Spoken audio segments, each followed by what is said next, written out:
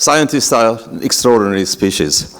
They are not only curious, as Michael mentioned, but they can be mobilized for the right social cause as well. I think this event is a proof of that. It's not a new phenomenon, of course. It was the same thing many years ago when we needed to mobilize people from all over the world. This is an event that was the first meeting that I ever organized in my life, and there are some dignitaries there that came to us behind the Iron Curtain and brought us very important knowledge, not only about scientific issues, but about how the rest of the world is operating. That meant a lot to me, that John O'Keefe visited us several times, and later on, of course, other people also came. So you can see from my eyes and from the way I behave that I move my hands and do a lot of things, but in fact, I can stay here completely immobile, I can close my eyes, and I can give this talk from my memory. There is no need to move. And the reason why I can do that is because there are assemblies somewhere in my brain that were initiated by this microphone, and the moment it happened, then that particular information that was carried by this assembly is given to another one, which in turn gives the information to another one and another one. And if I had the opportunity to speak here for 10 hours, I could do it without moving around. And the interesting thing, of course, is that the same machinery, the same structure, the hippocampus and the entorhinal cortex, is at work while we are giving talks like this. So how does it work? There is a deep relationship between navigation and memory. So these are the two types of navigation that John mentioned in his introductory part, that he called it differently, but basically this is what we can call dead reckoning type of navigation. This is the kind of navigation that Christopher Columbus used. You have to remember how many miles, nautical miles, and what kind of angles you need. And once you're done, then you can calculate the vector, how to come back. Now, this is a special way of navigating because it all depends on me. All the information has to be in me. In fact, I can close my eyes and I can move around, and I come back to the same podium from what we call idiothetic memory, from my body or from my mind. Now, once you navigate the world and you explore every single part of the environment, then you can make a map. In fact, I can do the same thing when I move around in a completely dark room here. I come to Mike from one angle to another angle, and Mike is an object. And it's a node in a network. And the more I wander around, the more nodes I have, and we will have a graph. Once we have a graph, then we can have this extremely flexible map that John mentioned, that is not only that I visited 96 parts, but I can go from anywhere to anywhere else. So the difference between the two, that this is a map that I can give to anybody. It's allocentric, it's independent of me, it's not my collection of information. I think you gave the name egocentric and allocentric. This is the allocentric map. The interesting thing, of course, is that this mechanism, this machinery that has been worked out by nature initially for navigating space can change a little bit, and it can internalize in such a way that you no longer need cues from the environment. I no longer need any cues from you or from my computer. I can keep going with my thoughts because I can completely disengage the environment. So the good news is that on the other side of the equation, this machinery is working also in two different ways. One is what we call egocentric or personal memories. These are the precious memories that we all collect in our lifetimes. What makes the difference between you and somebody else is the memories that we own, that we collected all of it. This is a special egocentric memory kind of memory. Now, just like the way how we make maps, if I have one experience and I have the same experience over and over again, for example, when I met the first dog in my life, that was a personal experience.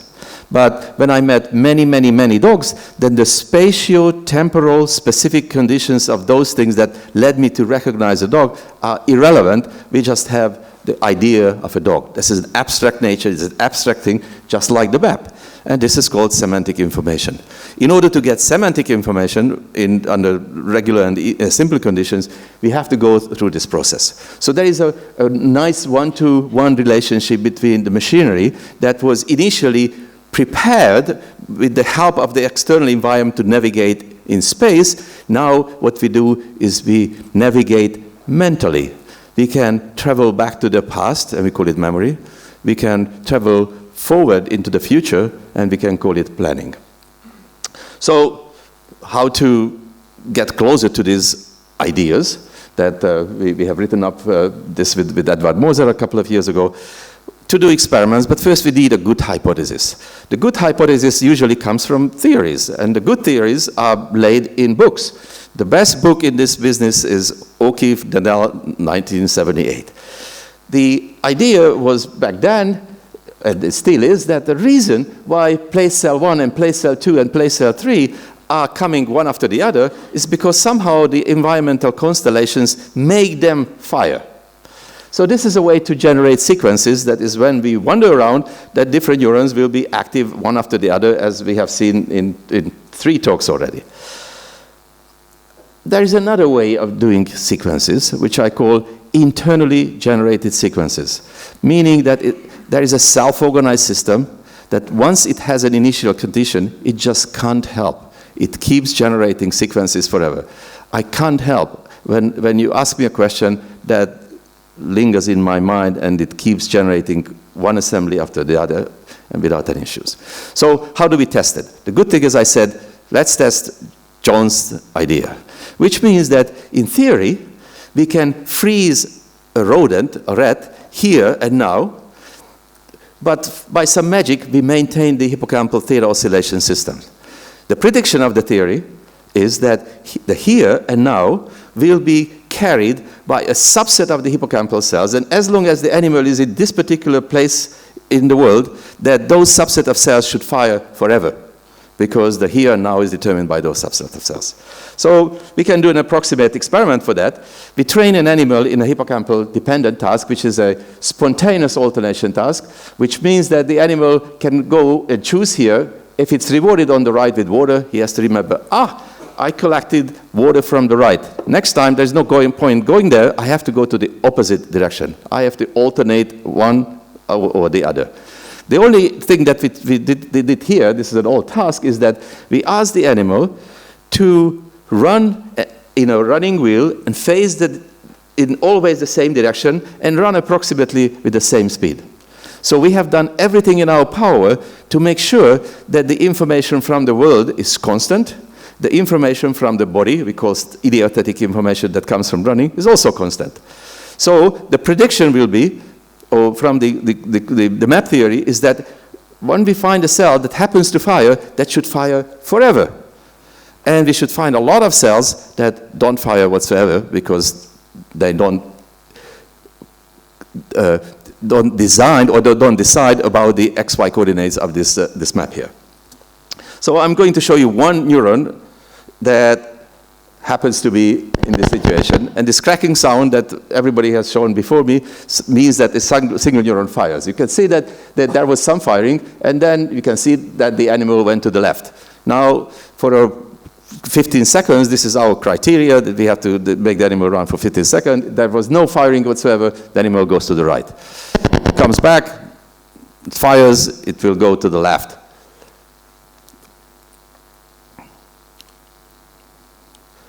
No firing.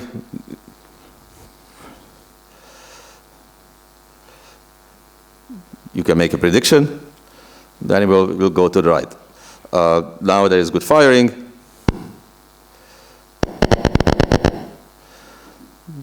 We are fast learners, so we already know that the animal has to go to the right. Oh, left.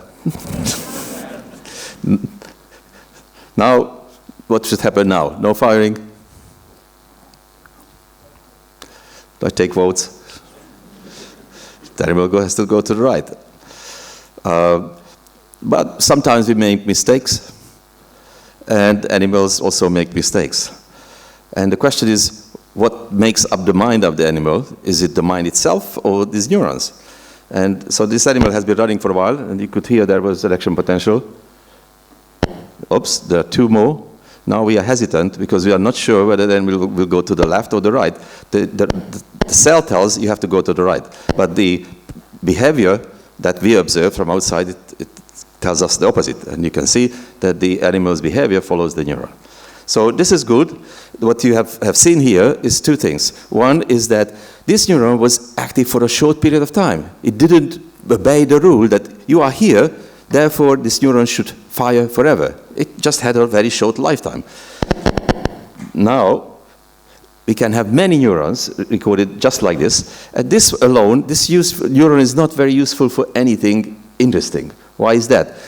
Because this neuron fired only for about 2 seconds, and the animal has to remember at least for another 13 seconds that I have to make another turn. So it has to have a partner. So our neuron is somewhere here, and it fired, but on the same neuron in the opposite runs, when the initial condition was different, it didn't fire. But it could give the information to another neuron, another neuron, another neuron. So this trajectory is nothing else but the activity in this n-dimensional space, what we call the CA3 system that Edward already have shown, that it travels very nicely in one direction. The next time the initial condition is different, the travel of this trajectory is uniquely different. And we have about 65,000 memories, and there are 65,000 unique assembly sequences. So now, when you have enough number of neurons, you can see that the animal is not getting anywhere. It's at the same spot. Yet many, many, many neurons fire along the journey, and the entire memory journey is tiled by some of these cells, and they are uniquely different. It's enough to make a very short slice of time, and every single time me, the experimenter, can make a good prediction whether the animal will go to the right or left 15 seconds later, including errors. So this is the power of the system that shows that indeed it's not only about guided information from the outside world, but it can be guided from inside also. Now, this is a rodent. Every single time we showed something like this, the psychologist and the cognitive scientist, the kind you are here at the CEU, said, it's not kosher enough. The reason for that is because episodic memory has a test. The test is in the eating. How is it Canadian? That is the eating of the pudding is in the test of the pudding is in the eating. Here, the test, of course, is taking the same experiment to the human level. I did a mini sabbatical in Hebrew University, and I met a nice neurosurgeon whom I admired and respected a lot, Itzhak Fried. And he is doing pretty much the same kind of experiments in humans that I do in rodents, or we do in rodents. He just puts electrodes in epileptic patients in the hippocampus, and he has the opportunity to record from those neurons, and he can do things that none of us can do, which is asking questions from the patients. And so once you could do that, they said, Itzhak, the problem we have here is we can't ask the animal whether you have a spontaneous recall. When you have a spontaneous recall, well, I remember the first time I have seen John, that has no clue there. It just happens. So this is the test we cannot do in rodents, so we have to do it in humans. So here's a nice movie that was recorded by Itzhak Fried's group. What happens here is that there is only one neuron, not so many as we have, but they can ask questions in forms of movie clips. Arnold has remained unscathed. And so there is a trajectory that goes in this direction. Here is my cell that can be part of many trajectories, but not every one of them. So you can expect that at least there should be some uniqueness. So you can see that there was a robust firing increase here. The other movies don't do anything interesting. Don't try to frighten us with your sorcerer's ways, Lord Vader. Now, silent activity, there is not much activity, but you can predict what happens here. The famous couch this is a Tom Cruise cell that is activated by this particular feature. But of course, it is not particularly different than what you can do in the laboratory in the rodent. This part of the experiment is distinct.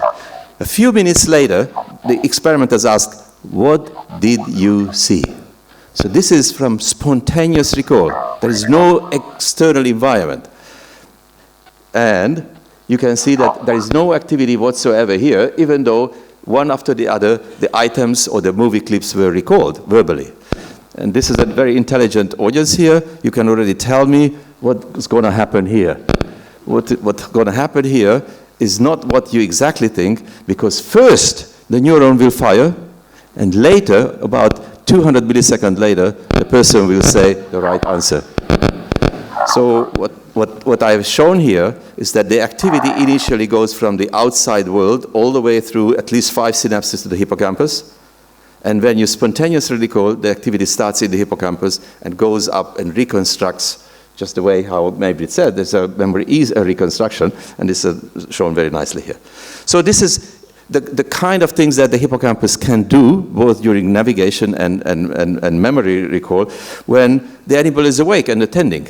But those memories are not like the digital cameras taking a picture.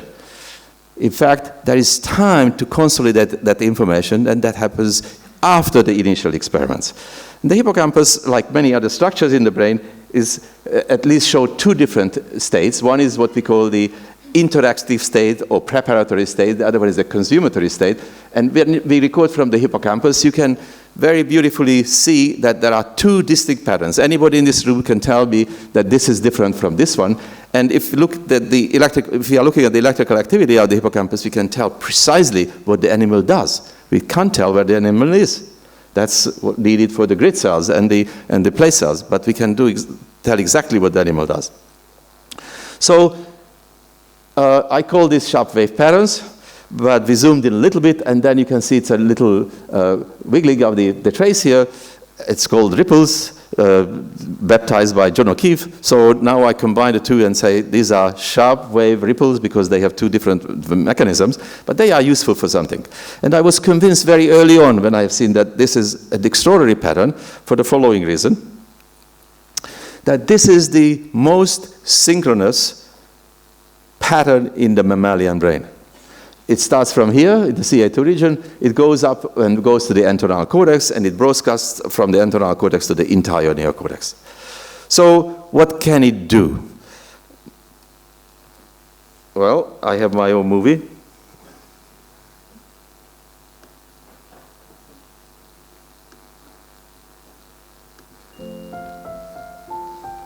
They are both going to sleep now, and that means their brains are going to work.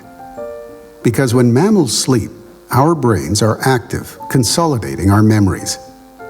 If memories are not consolidated, Smila and her hamster will not recognize each other when they wake up.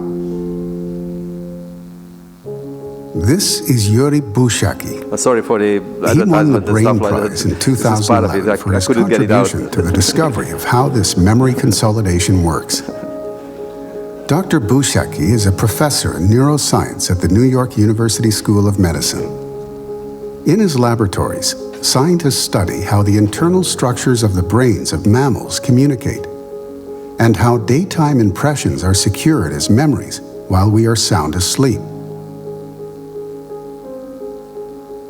In the late 80s, Gyorgy Buzsaki discovered an important element of the memory process. It takes place in the middle of the brain. Gyorgy Buzsaki and names like this means an entire hippocampus. army of other scientists also. Even though this structure looks different from species to species, there is one in every mammal, and it keeps track of our daily memories. When Buzsaki made his discovery, he was listening to neurons firing in the hippocampus of a sleeping rodent. I was listening to the loudspeaker and how neurons come together and work together very powerfully. That was an astonishing pattern for me. And then I began to explore in depth what this could be. It had been known for some time that sleep is important for memory. But it was not a bit like obvious why. Beethoven's Fifth. You hear it Suddenly once became clear. and you remember it forever. During sleep, the hippocampus instructs the brain about what to remember, and does so in bursts of time-compressed information of what we learn during daytime, shuffled and played back in fast forward and fast reverse. They are replayed, so to speak, again and again and again in small fragments. And this is the fragment that we identified. This is called hippocampal sharp wave ripple. This is a pattern that lasts for about 100 milliseconds or so. You have about 2,000 of those patterns every single night. If I erase those patterns from your brain, you will not remember this interview tomorrow. Same thing, if I erase your sharp wave ripples from your brains, you won't remember anything about John Stock, Maybrit Stock, or Edward Stock. Today, the sharp wave ripples are widely acknowledged in neuroscience and a part of the two-stage model of memory. This model explains why we must sleep to remember well, and it predicts that we might one day be able to improve our memories, learn faster, and alleviate the negative effects of brain diseases. So how does this memory consolidation work, and how might it at some point make us learn better and remember more? The answer is in the brain and in the laboratory. Hi, David.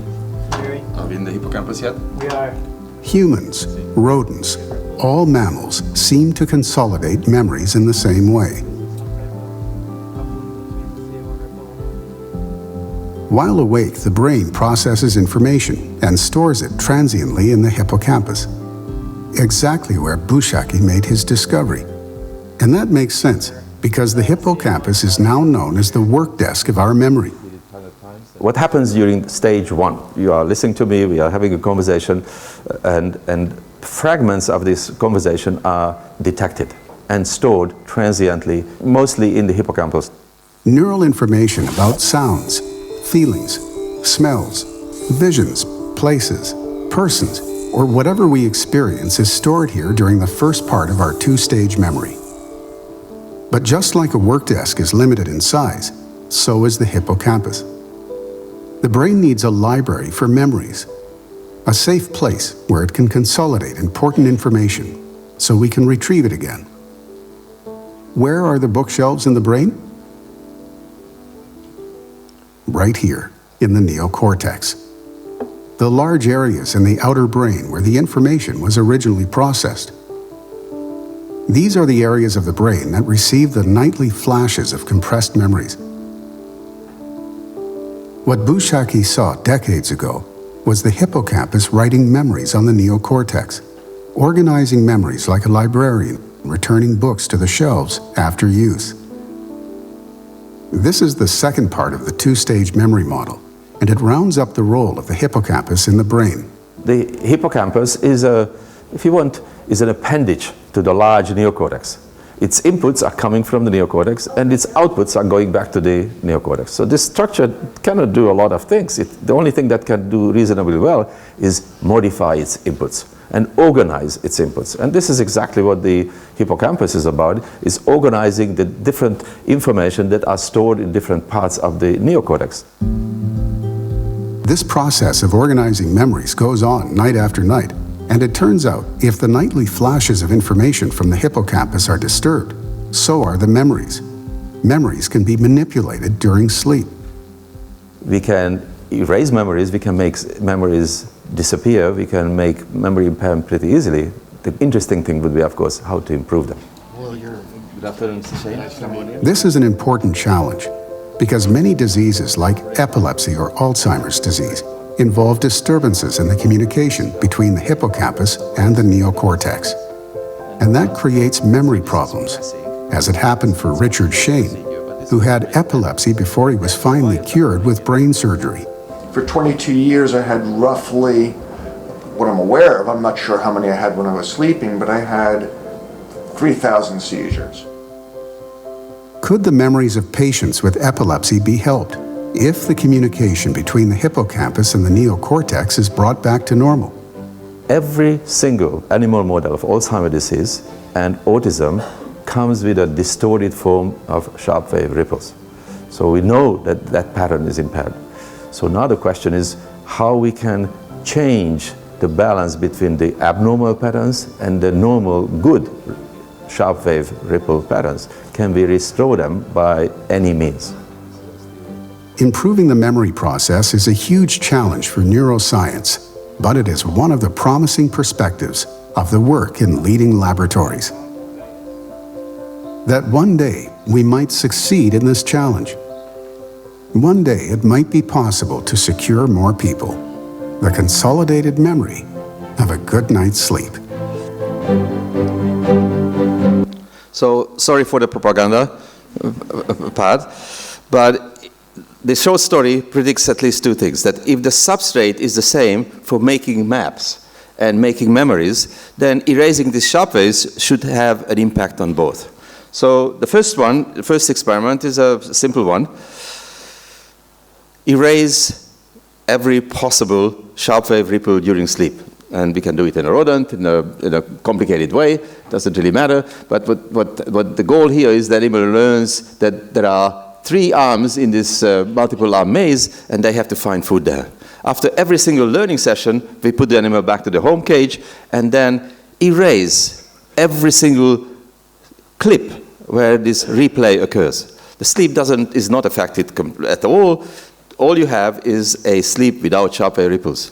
The animal wakes up and tries to learn again and learn again and again. And it turns out that without sharp wave ripple, the performance of this animal over days is as bad as lesioning the entire hippocampus.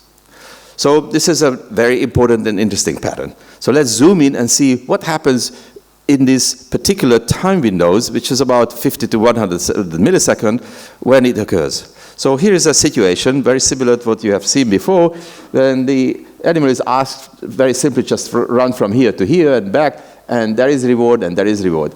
These are the place cells that you already are familiar with. This entire journey is tessellated. There are place cells everywhere.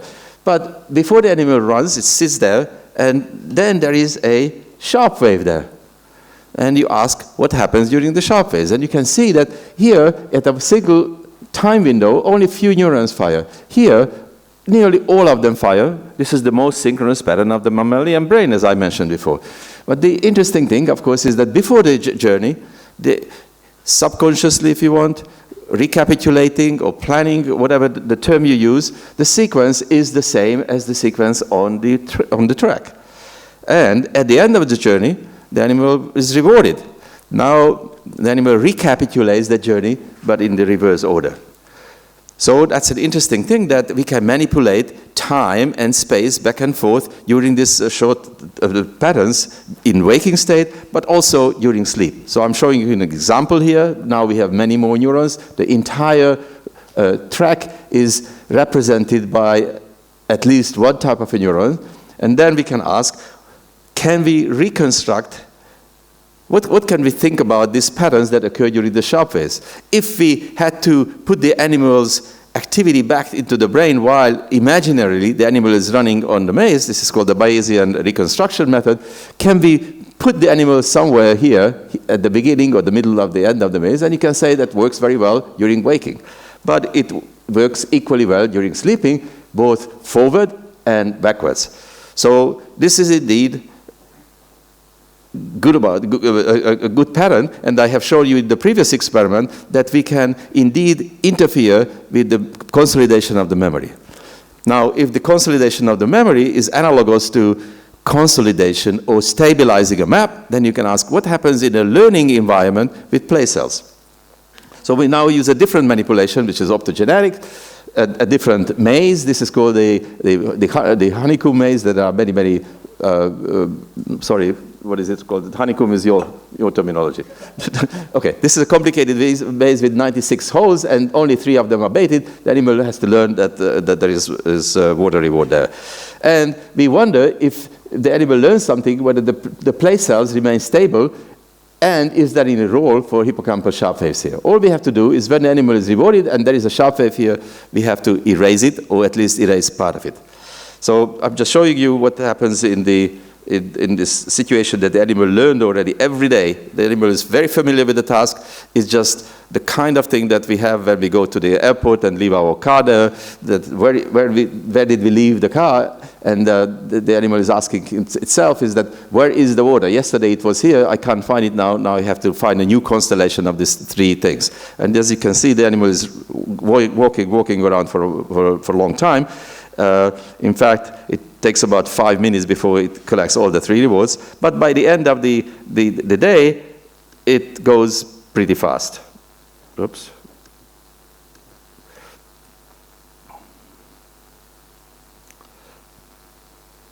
This is a well-learned pattern. Animal collects the reward here, goes to the other one, and the whole thing can happen in about 10 seconds. So now we can ask the question, what would happen if under this recording electrode that we can place in the brain, we would get rid of this pattern, the sharp wave ripple pattern, at least part of it, and silence all the neurons, all the place cells that were active under this electrode when the animal was outside the ripple. And only a few hundred microns away, there will be other neurons that are not affected whatsoever. So remember, in the memory experiment, what we have done is that we shut off the entire hippocampus for the entire time of the ripple.